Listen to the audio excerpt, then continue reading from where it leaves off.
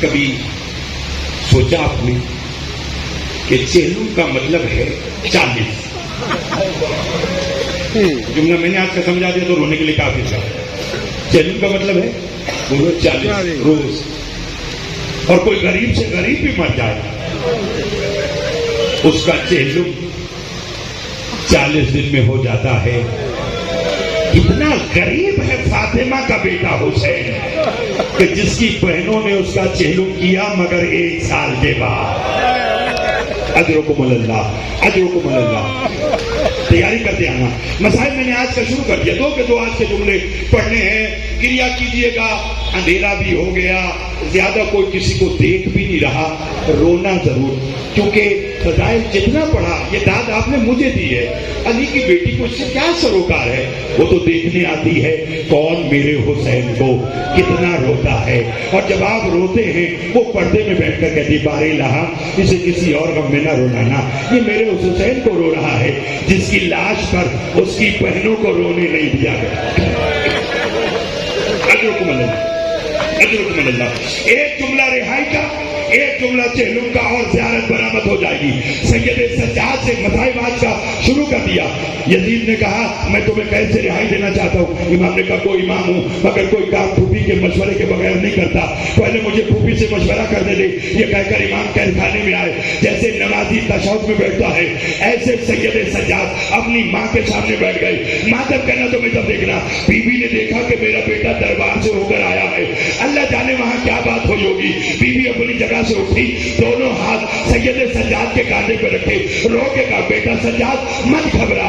اگر کوئی اور شام ہے تو زینب حاضر ہے, اگر اور کوئی بازار ہے تو زینب حاضر ہے. کبھی نہ کوئی بازار ہے نہ کوئی دربار ہے. ظالم کہہ رہا ہے میں قید سے رہائی دینا چاہتا ہوں. بی بی رو کے فرماتی ہے سجاد اب زینب رہائی لے کر کیا کرے گی؟ جو روز کہا کرتی تھی پھوپھی اماں ہم اپنے گھروں کو کب جائیں گے. سجاد اب تو میری سکینہ بھی دنیا سے چلی گئی. اچھا وہ ہمیں رہائی دینا چاہتا ہے تو اسے کہے پہلے مجھے ایک مکان دے جہاں چیر بھر کے میں اپنے حسین کو رو سکوں. اب رونا ہے تو میں تو دیکھنا. بی بی کے حکم پر مکان ملا جہاں شام کی عورتیں اکٹھی ہوئی. بی بی نے اپنے بھائی کی پہلی مجلس پڑھی. آپ بھی جانتے ہو نا اکثر مجلس کے اختتام پر زیارات نکلتی ہے, کہیں علم کی شبی کہیں زلجنہ کی شبی. جانتے ہو یہ زیارات سب سے پہلے کہاں نکلی؟ یہ شام کے اسی مکان میں نکلی. ماتم کرنا تو مطلب دیکھنا. علی کی بیٹی جب مجلس پڑھ چکی کچھ زیارات ہے کیا؟ کسی بیوی کی گود میں علی اکبر کا سر آیا, کسی کی گود میں حسین کا سر آیا, کسی کی گود میں عباس کا سر آیا.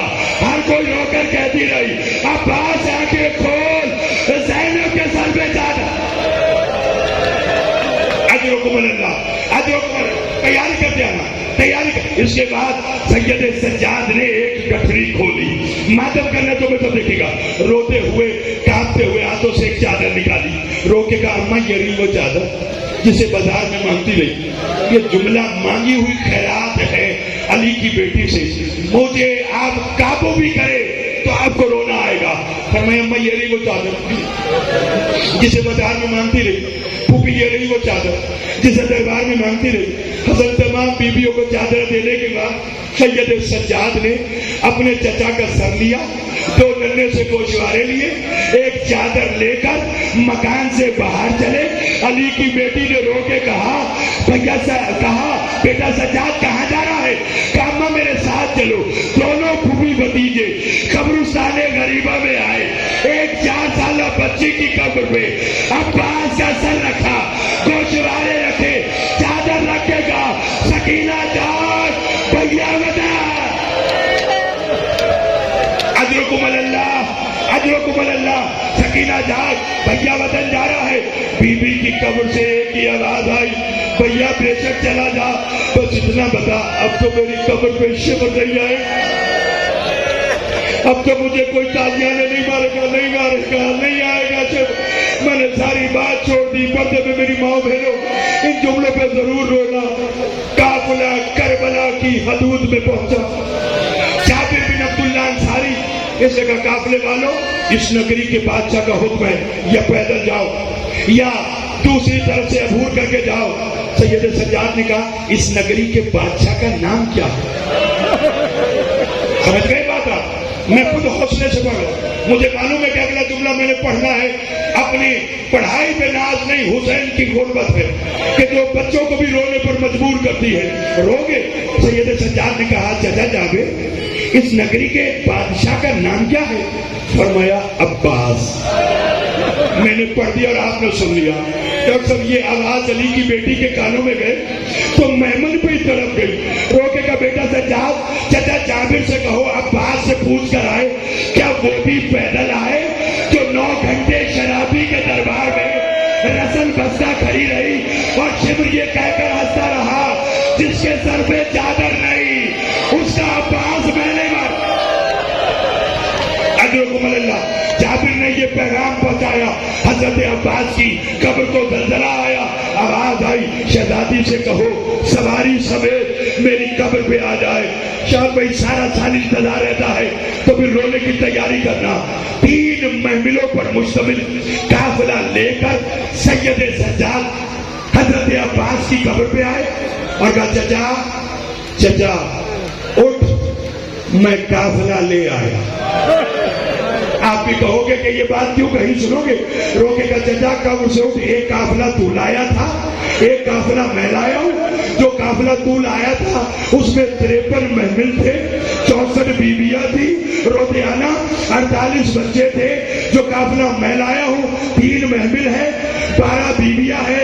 गुर्बत इतनी है कि कब्र से निकल के बता इन 12 बीबियों में अली की बेटी ज़ैनब अल्लाह कौन है? बस ये कहकर जनाबे ज़ैनब अब्बास की कब्र को सलाम करके हुसैन की कब्र पे आई और रोकर का हुसैन मैं तेरा चेहलुम बनाने मैं करबला आ गई, मदीना बाद में गई, हुसैन की कब्र को जलजलाया। बहन मुझे बता सफर कैसा गुजरा? सफर जैसे भी गुजरा मैं नहीं भूल सकती।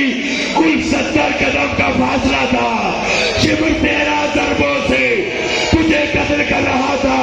कोई तुझे नेज़े मार रहा था, कोई तुझे तीर मार रहा था और कोई तो न आया।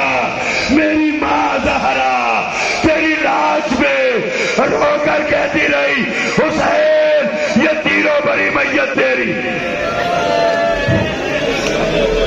मेरे हुसैन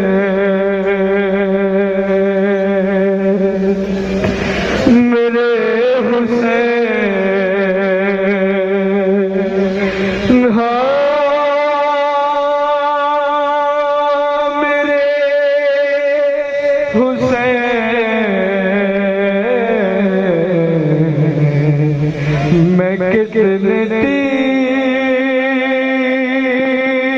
निकालूं कि तुमको चैन मिले।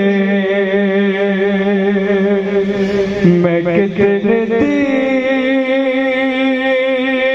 निकालूं कि तुमको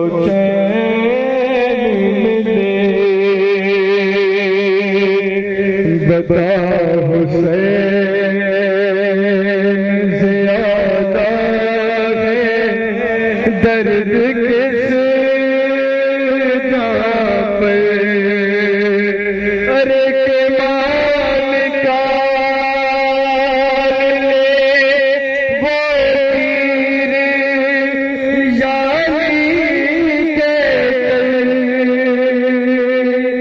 के मालिका